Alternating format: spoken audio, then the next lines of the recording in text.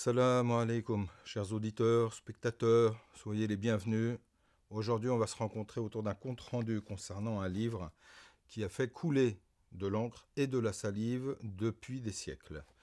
C'est le commentaire qui a été rédigé en 2011 par le cheikh et savant Mohamed Saïd Ramadan el-Bouti, qui est mort en 2013, où il donne un commentaire assez exhaustif des hikam de Ibn Atallah al-Sakandari, grand saint égyptien médiéval, qui est successeur dans la tariqa Shadiliya de son propre maître Sidi Abul Abbas el-Mursi, qui lui-même était le successeur du fondateur de cette voie, donc Sidi Abul Hassan al-Shadili.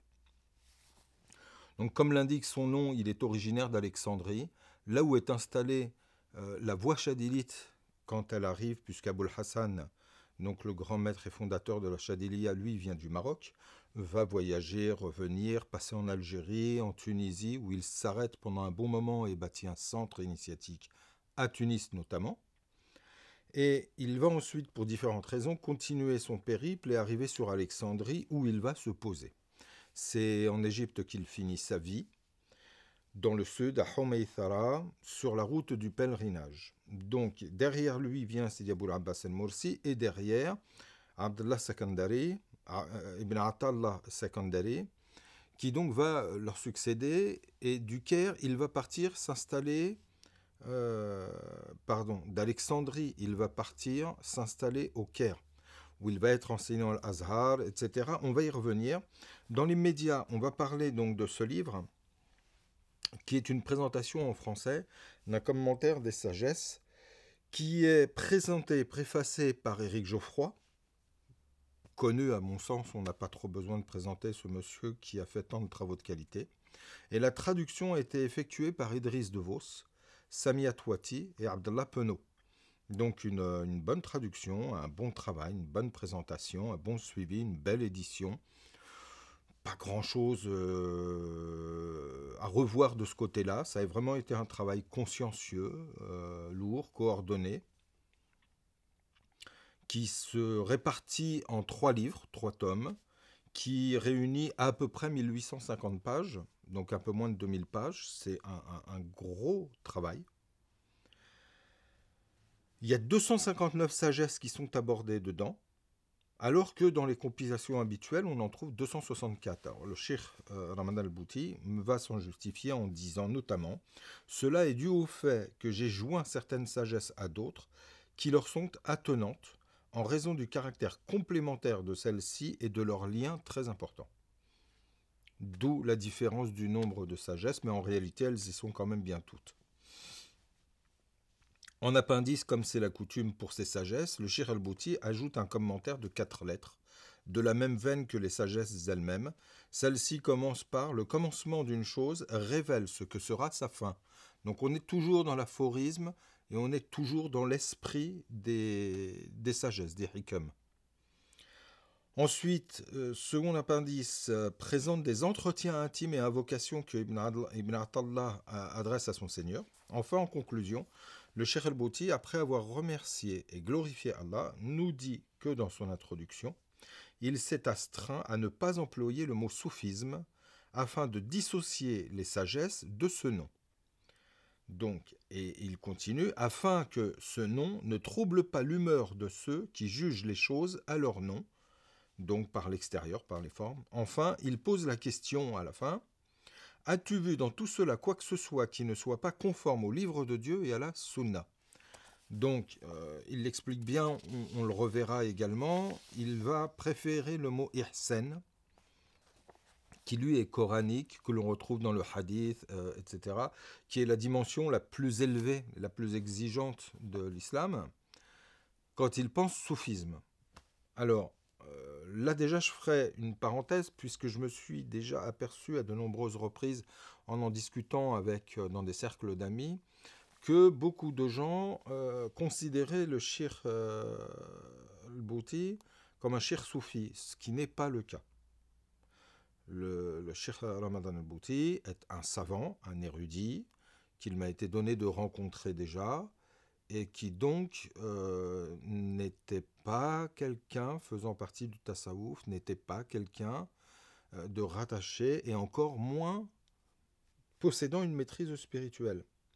Je précise bien, il remplissait sa fonction dans un cadre exotérique de savant qui transmettait des sciences de l'islam.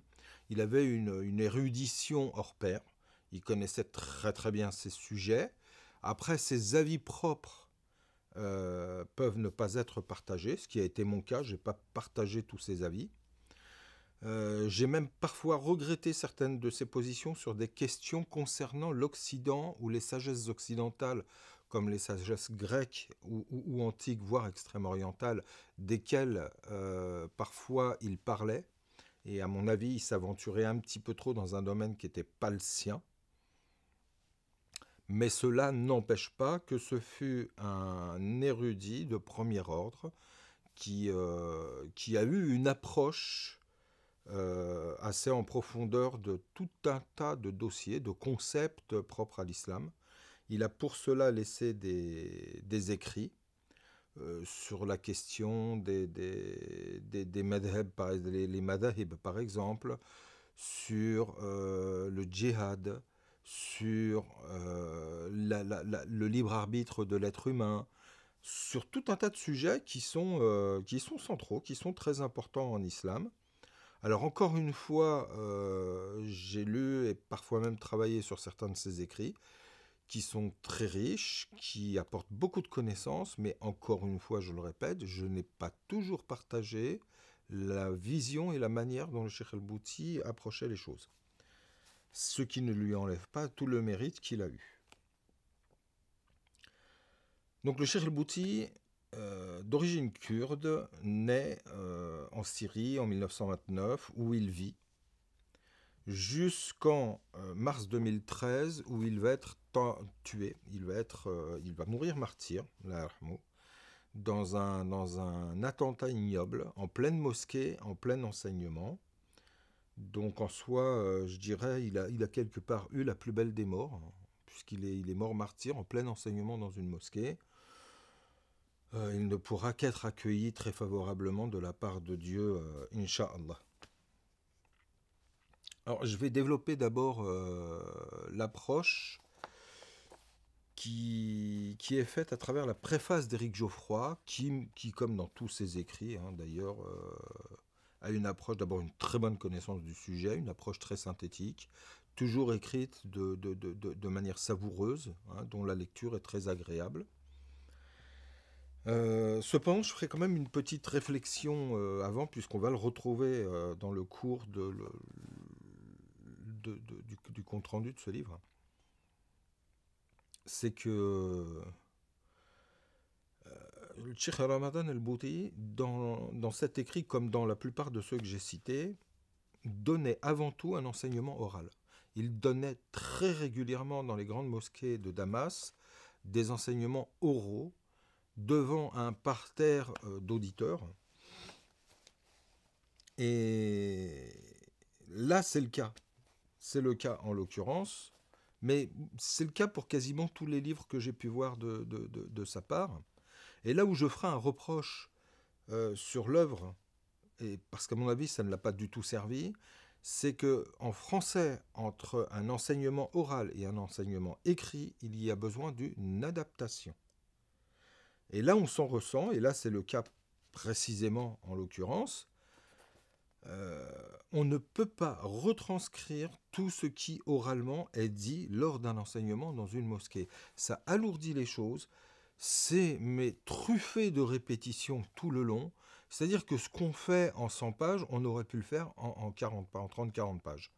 Donc là, je trouve que ces livres en pâtissent, parce que parfois ils deviennent lourds à la lecture, à force d'avoir des longueurs de texte, à force d'avoir des répétitions, etc. Je pense que les gens qui ont retranscrit les écrits auraient dû faire une adaptation du discours et mettre réellement ça sous une forme écrite destinée à un public lecteur, beaucoup plus qu'auditeur. Ce que l'on retrouve en français, puisque à la lecture de ces 1800 pages, il y a énormément de redites. Alors, ce n'est pas que négatif, parce qu'à un moment donné, il faut le faire exprès pour ne pas comprendre. Quand on vous redit 10 fois la même chose, grosso modo, pour ne pas comprendre, il faut vraiment en vouloir.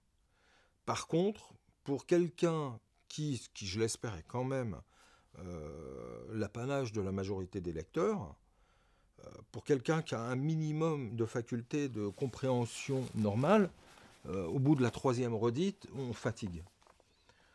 Donc voilà, c'est un peu le bémol que je voulais mettre sur ce travail, qui malgré tout mérite d'être lu et d'être noté parce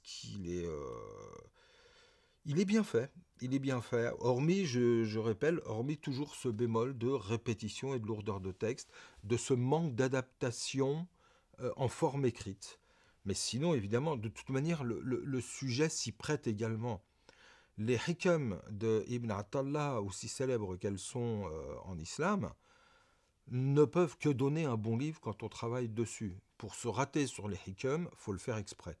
Parce que c'est d'une telle beauté, d'une telle richesse, d'une telle profondeur, que pour passer à côté, quand on travaille sur une œuvre comme ça, faut vraiment le faire exprès.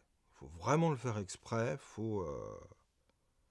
je dirais même quelqu'un qui ne connaît pas le sujet, il y a pas besoin de connaissances réelles, c'est tellement bien fait, tellement bien dit. Donc voyons la préface, rédigée donc par Monsieur Geoffroy. Donc afin de situer l'importance de cette œuvre, Monsieur Geoffroy commence à citer Mohamed el-Bannani, un juriste malikite de Fès, qui disait au sujet des Hikam, donc al-Ata'iyya, qu'elles avaient failli être une révélation et que si l'on pouvait accomplir la prière en récitant un autre texte que le Coran, ce serait alors les Hikam qu'il faudrait employer. Donc, pour montrer le caractère saint et sacré de ces écrits, qui sont vraiment le fruit d'une inspiration et d'une expérience de vie et de cheminement sur la quête spirituelle, sur la voie de la quête spirituelle islamique, qui est indéniable. Là encore une fois, il faut être soit débile mental, soit aveugle pour ne pas le voir. Dès les premiers aphorismes, ça transpire la sagesse et l'expérience spirituelle. Donc au tout début, M. Geoffroy nous donne une courte biographie du Cheikh Ibn Attallah et dit que jeune homme, il se nourrissait de forts préjugés contre le soufisme, auquel il reprochait, sans le connaître, de ne pas respecter la lettre de la loi. Alors, ce qui est un des griefs principaux que l'on fait au soufisme. C'est qu'on le considère très souvent comme étant quelque chose parfois même de non islamique, mais en tout cas en dehors de la loi, c'est-à-dire ne respectant pas la lettre de la charia islamique, la lettre des écrits sacrés que sont le Coran et la Sunna, donc le hadith et les enseignements du prophète. Ce qui bien sûr est totalement faux, c'est un préjugé honteux. Il suffit simplement de connaître un petit peu plus le domaine pour savoir que de Muhasibi, de Dunul Misri, de El-Junayd, de tous les grands maîtres de la voie musulmane, de Ibn Arabi, qui est un de ceux qu'on taxe le plus de s'être écarté de la lettre. Alors que de l'autre côté, certains l'ont traité de Dahirite tellement il était proche de la lettre. Donc ils ne sont pas quand même un paradoxe et une contradiction près. Mais tous ont été formels sur une chose. Quand tu as affaire à quelqu'un qui ne respecte pas la lettre du Coran, écarte-toi de lui, même si tu devais le voir évoluer en lévitation ou autre chose. Au moment où la lettre même du Coran et de la Sunna ne sont pas respectées, il n'y a plus de soufisme. Puisque le soufisme, comme, et là peut-être je cite quasiment mot à mot le Junayd, le soufisme est entièrement basé sur le Coran et la Sunna. Je le répète, ce que vont confirmer l'ensemble des maîtres soufis, de Sidi Ahmed Zorour au Cheikh Al-Alawi, il n'y a pas très longtemps puisqu'il était contemporain, à tous les maîtres qui ont pu évoluer dans cette sphère du soufisme. Donc à 17 ans, Ibn Attallah rencontre celui qui va devenir son maître Sidi Abul Abbas el-Mursi, grand disciple du Cheikh Abul Hassan al-Shadili. Donc, Dans cette biographie assez succincte, Monsieur Geoffroy passe assez rapidement. Cependant, pour ceux qui sont un peu plus intéressés sur la biographie de ces personnages, et en particulier des trois derniers cités, Abul Hassan al-Shadili, Abul Abbas al-Mursi et Ibn Atallah al-Sakandari, Monsieur Geoffroy a écrit un livre qui s'intitule La sagesse des maîtres soufis, édité chez Grasset, et qui est en fait tiré des Lataïf al-Minen, et qui donne une biographie de ces personnages, mais en même temps de la construction de cette voie spirituelle. Donc, Ibn Atallah se rattache finalement assez rapidement à Sid Abul Abbas al-Mursi, qui d'ailleurs va contrôler les hikam. Quand Ibn Atallah va écrire les hikam quelques années plus tard, après une initiation rondement menée, il va vérifier ces écrits-là et en faire beaucoup de compliments, en disant que toute la voix est réunie et résumée dans ces aphorismes. Donc, Ibn Atallah, lui, va être formé aux deux disciplines, je dirais exotérique et ésotérique. Et à la mort de son maître, il lui succède et couche sur papier tout un ensemble d'enseignements, puisqu'il va être en fait le premier doctrinaire à écrire sur la voie chadilite. Puisque Sidi Abul Hassan al-Shadili, comme son successeur Abul Abbas al-Mursi, disait « Mes livres sont mes disciples ». Donc Ibn Atallah est le premier à écrire et le premier à transcrire cette sagesse. Et on va s'apercevoir, et là encore M. Geoffroy avait fait un très bel article sur le sujet, que l'influence akbarienne de Ibn Arabi est déjà passée dans la formulation pédagogique de la sagesse en mode chadilite. Donc il va écrire un ensemble de traités, c'est un auteur prolixe, avec une renommée déjà très grande à cette époque-là. Il va assurer la direction spirituelle et la rédaction donc, des œuvres chadilites de l'époque, dont par exemple la couronne des fiançailles ou l'abandon de la volonté propre, des ouvrages qui ont été traduits par Abdullah Penaud, qui a participé aussi à cette traduction. Ibn Atallah décède en 1309 au Caire et il sera inhumé dans le cimetière de Qarafa, donc à quelques kilomètres de la grande citadelle bâtie par Salah ad-Din al-Ayyubi, Saladin, dans un endroit réservé donc aux sépultures des grands saints. Et effectivement, c'est un endroit où tous les 3 mètres, il y a un saint. Dans la mosquée, puisqu'il y a une mosquée maintenant qui est construite à côté de sa tombe, il y a également l'endroit où le recteur d'Al-Azhar de l'époque de René Guénon au Caire, donc c'est Abd al-Halim Mahmoud, faisait ses retraites spirituelles et ses khalwa. Et l'endroit a été préservé jusqu'aujourd'hui. Donc Ibn Atallah sera lui-même enseignant à Al-Azhar. Il sera même juge et il participera au jugement de Ibn Taymiyyah à cette époque-là, qui fera qui portera certaines accusations contre le soufisme et qui vont donc ça va déclencher plusieurs jugements, 705, 707 notamment, même en 698 déjà où les affaires commencent, ce qui occasionnera plusieurs séjours en prison pour Ibn Taymiyyah, qui ne voudra pas renoncer aux erreurs doctrinales qu'il fait déjà à cette époque-là. Alors, les hikam constituent la première vraie œuvre de Ibn Atallah qu'il rédige alors qu'il n'a que 35 ans. Donc, son maître, Abul Abbas al-Mursi, comme on l'a vu, va le lire et va lui répondre « Mon fils, tu es rassemblé ce à quoi vise l'Ihya Ulumuddin de Razali et davantage. Cette œuvre aborde les fondements principaux du cheminement spirituel et se fonde sur la concentration en Dieu. Mohammedien, Ibn Atallah fuit les phénomènes extérieurs et dit le vrai miracle réside dans la rectitude intérieure. Donc le postulat de la grâce divine est permanent, s'en remettre à Dieu est la vertu cardinale, et il commence d'ailleurs en disant le signe que l'on compte sur ses propres œuvres, c'est d'espérer moins en la miséricorde divine quand il y a chute.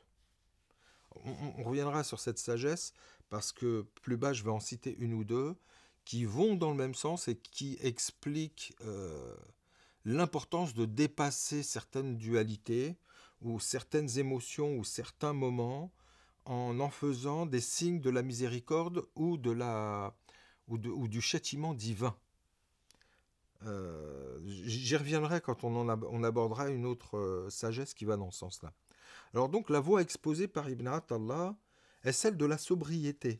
Et donc à ce titre, elle est celle des maîtres qui l'ont précédé, et notamment Abul Qasim al-Junayd, qui donc est le fondateur de la grande école bagdadienne à l'époque de Hallaj, où on sait qu'il va y avoir un très grand procès qui va creuser ce fossé, qui va le matérialiser entre l'exotérisme et l'ésotérisme, exotérisme et ésotérisme. Et Junayd, alors qu'il y a toute une école qui prône la voie de l'ivresse extatique de l'amour de Dieu, Junayd, lui, va accentuer l'orientation de son école vers la sobriété, en disant que l'on doit posséder toujours, même si ça peut paraître paradoxal, la maîtrise des inverses. Et en l'occurrence, on doit être ivre intérieurement. Ivre, je m'entends bien, encore une fois, et je pense qu'il faut préciser pour certains, qu'il n'y ait pas d'erreur, les soufis ne sont pas des alcoolos ou... non, quand on parle d'ivresse, c'est d'ivresse d'amour de Dieu. C'est l'ivresse que peut procurer la lecture du Coran, les qasaïd, les chants soufis, nous parlant de la voix divine, de l'amour du prophète, de l'amour de ses frères, de la bonté, de l'immense grâce de Dieu. C'est ça qu'il faut entendre quand on parle d'ivresse, bien entendu. Ne considérons pas ces gens-là comme des dégénérés. Donc, Junayd pense et dit qu'il faut être ivre intérieurement, mais sobre extérieurement. C'est-à-dire qu'extérieurement, le soufi ne doit même pas se distinguer du commun des musulmans. Il doit respecter la lettre, il doit être capable de répondre en prenant appui sur le support coranique et les corpus du hadith, et pouvoir justifier toute sa démarche à partir de là. Donc, Ibn Atallah s'inscrit dans cette démarche. Alors, il dit que le cœur de la voie, c'est la servitude ontologique. Donc, et là, je le cite dans les mots, il dit « Dieu t'octroie parfois dans la nuit du resserrement, el-qabd, plus que tu ne peux obtenir dans la lumière du jour de la dilatation, el-bast » qui rejoint plus ou moins la sagesse qu'on a vue avant, et qui va en rejoindre une qui arrive tout de suite et que je cite, qui est la sagesse 77, où il dit « Il se peut qu'en te comblant, Dieu te prive. Il se peut aussi qu'en te privant, il te comble. Si en te privant, il t'ouvre la porte de la perception, alors la privation devient un don. » Donc il dit plus ou moins encore la même chose à la sagesse 89, où il dit « Désobéissance engendrant humilité et indigence vaut mieux qu'obéissance inspirant fierté et orgueil. » Donc là, on a une trame entre ces différentes sagesses qui est de ne pas se fier à l'extérieur, de ne pas se fier à la modalité, mais toujours de s'occuper de la finalité. La finalité étant la plus importante, car la modalité ou le moyen n'est toujours au service que de la finalité. Donc, on va reprendre ces deux sagesses. Il dit que quand il te comble, si en réalité Dieu te prive, ce dont il t'a comblé en réalité n'est pas à ton avantage. Et donc beaucoup de musulmans peuvent parfois se dire « Oh, regarde, un tel il est riche, un tel il est puissant, un tel il a une grande famille, un tel il a une grande maison, un tel ceci, un tel cela. » Tous les avantages que le monde matériel peut procurer à un être humain. Et en fait, là, que nous dit, et j'irai même plus loin, même dans l'ordre de l'érudition, une connaissance conséquente de tout un tas de choses pour en mettre plein la vue aux gens, etc. Si ça engendre infatuation, orgueil, etc., finalement, ça joue contre nous et non pas pour nous. Donc toujours s'occuper des finalités. C'est vraiment quelque chose qui va être en trame à travers les sagesses. Et je recite la dernière parce qu'elle évoque très très bien le sujet. Désobéissance engendrant humilité et indigence. Vaut mieux qu'obéissance inspirant fierté et orgueil. Donc, toujours en vue la finalité avant la modalité. Le moyen est au service d'une finalité, c'est la finalité qui doit être visée. Et si pour ça, quelqu'un qui désobéit, par cette désobéissance, atteint son but, il aura beaucoup plus de valeur et il sera toujours mieux, tant aux yeux de Dieu qu'en réalité aux humains, s'ils arrivent à le comprendre, que celui qui va avoir une pseudo-obéissance, j'allais dire, mais une obéissance de fait, une obéissance extérieure, une obéissance de mise, mais qui finalement ne le mène pas à la finalité qui est attendue de la part de Dieu, c'est-à-dire à une éthique spirituelle, mais le mène au contraire à de l'orgueil, une infatuation et le reste. En soi, ça ne vaut pas grand-chose, si ce n'est pour dire que ça ne vaut rien. Donc Sidi Ahmed Zerouq, qui est l'un des multiples commentateurs de cette œuvre, fixe donc plusieurs niveaux, il distingue plusieurs niveaux de discours dans sa sagesse.